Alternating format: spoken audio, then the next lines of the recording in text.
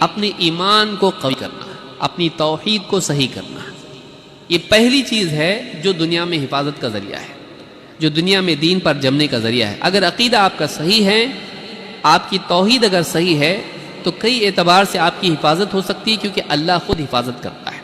اللہ فرماتا ہے یثبت اللہ الذین آمنوا بالقول الثابت فی الحیات الدنیا وفی الآخرہ۔ اللہ تعالیٰ ثابت قدم رکھتا ہے ایمان والوں کو دنیا کی زندگی میں بھی اور آخرت میں بھی ایک ثابت قول کے ذریعے سے، بالقول الثابت، ایک جمع اور مضبوطی دینے والے کلمے کے ذریعے سے۔ وہ کون سا کلمہ ہے؟ اشہد ان لا الہ الا اللہ۔ توحید اگر ہماری صحیح ہے تو دونوں کانوں میں وسوسے ڈالنے والے اثر نہیں ڈال سکتے، کیونکہ توحید انسان کے لیے حفاظت ہے، اللہ کی طرف سے اس سے حفاظت ہوتی ہے۔ تو توحید اگر انسان کی صحیح ہو تو شرکیات اور خرافات اور اس طرح کی جتنے مسائل انسان کی زندگی میں آتے ہیں ان میں آدمی شرکیات میں نہیں پڑے گا، خرافات میں نہیں پڑے گا۔ نمبر 2، اہل علم کی ماتحتی، اہل علم سے جڑے رہنا۔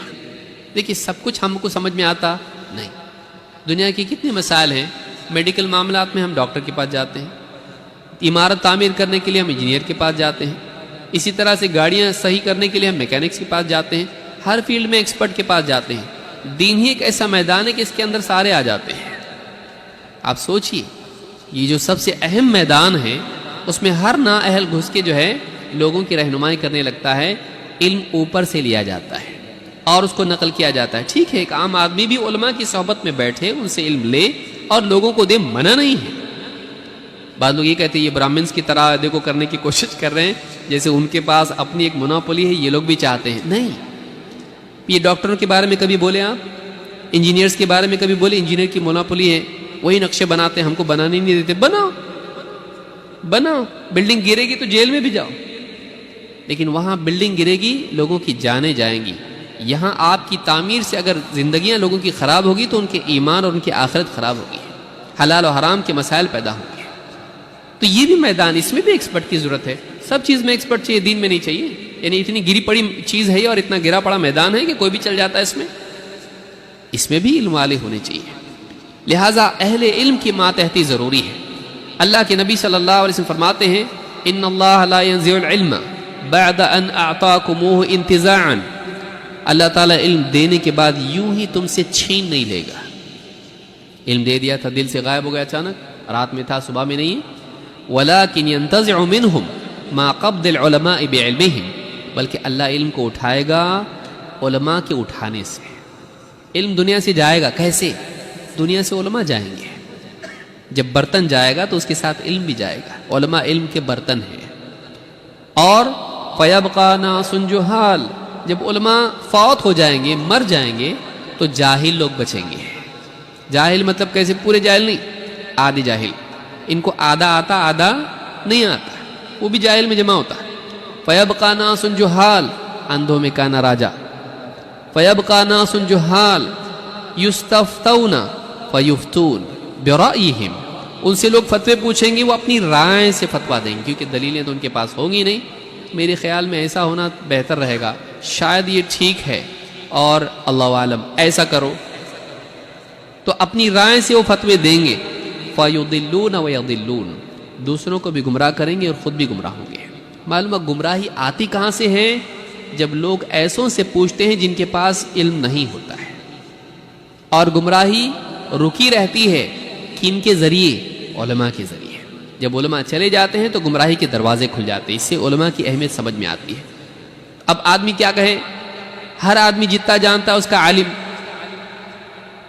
تو پھر کوئی بھی غیر عالم نہیں۔ آپ کا بچہ بھی عالم ہے، اس کو بھی معلوم ہے اللہ ایک ہے، وہ اللہ ایک ہے کا عالم ہے۔ بول سکتے آپ ہمارے گھر میں سارے علماء ہیں، بیوی عالم ہے، وہ عالمہ ہے، بیٹا عالم ہے، اور ابھی 4 سال کا 3 سال کا ہمارا بچہ وہ بھی گڈو بھی عالم ہے۔ کتنے کا عالم ہو؟ لا الہ الا، تھوڑا توتلا عالم ہے لیکن عالم ہے نا، بولنے نہیں آتا اس کو لیکن عالم ہے، وہ بھی توتلا عالم ہے۔ آپ مانیں گے اس کو؟ صحیح نہیں ہے یہ۔ اب یہاں پر آپ نے خود دیکھا اللہ کے نبی صلی اللہ علیہ وسلم نے علماء جائیں گے، علماء کا ایک طبقہ بتایا آپ نے کہ علماء رہیں گے، علماء رہیں گے، علماء کا طبقہ رہے گا، یہ نہیں کہ سارے کے سارے لوگوں کو آپ علماء کہیں، سب کے سب علماء نہیں ہوتے ہیں۔ تو یہ حدیث بخاری اور مسلم میں موجود ہے۔ حسن بصری رحمۃ اللہ علیہ فرماتے ہیں ان الفتنۃ اذا یہ یاد رکھیے، یہ بہت اہم ہے جو آپ کو زندگی بھر یاد رکھنا چاہیے۔ یہ بات حسن بصری رحمۃ اللہ علیہ کی ہے۔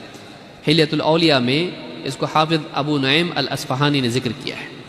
فرماتے ہیں ان الفتنۃ اذا اقبلت عرفها العالم واذا ادبرت عرفها كل جاہل۔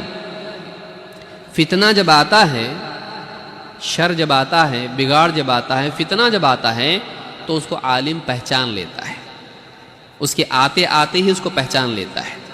جب وہ سارا فتنہ تباہی مچا کے جب چلا جاتا ہے تو ہر جاہل سمجھتا ہے کہ فتنہ تھا، لیکن کب؟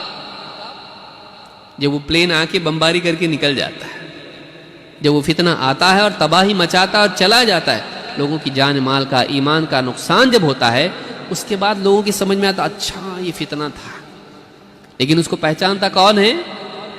عالم اس کے آتے وقت ہی اس کو پہچان لیتا ہے۔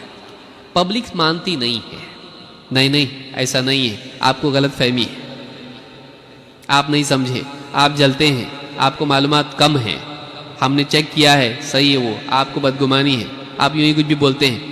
عالم جانتا ہے دیکھو یہ گمراہ کرے گا، کیونکہ اس کے آثار سے ان کو معلوم ہوتا ہے، آثار سے ان کو معلوم ہوتا ہے۔ لیکن عوام چونکہ بھولی بھالی ہوتی ہے اور ہر ایک سے جو ہے دل لگانے والی ہوتی ہے، تو عوام دھوکے میں پڑتی۔ جب وہ سب تماشا ہو کے نکل جاتا ہے، لوگوں کی ایمان کو، دین کو خراب کر کے سب تباہی مچاتا ہے، تب جا کے سمجھ میں آتا ہے اچھا یہ گمراہ تھا۔ یاد رکھیں علماء بہت ضروری امت کے لیے۔